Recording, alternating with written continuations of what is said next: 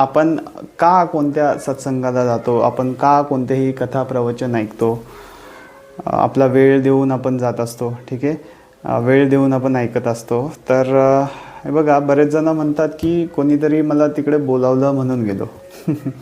ठीक आहे, काही जण म्हणतील की माझ्या शंकांचे निरसन व्हायला पाहिजे होते, मला काही प्रश्न होते, त्या प्रश्नांचं शंकांचं निरसन व्हावं म्हणून मी कथा सत्संगात जातो. तर काही जण म्हणतात की ज्ञानप्राप्तीसाठी, काही जण म्हणतील की दिव्य जीवन प्राप्त करण्यासाठी, आध्यात्मिक ज्ञानासाठी.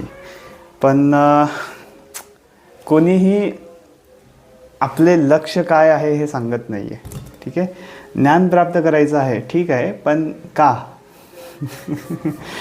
का ज्ञान प्राप्त करायचं आहे? ठीक आहे.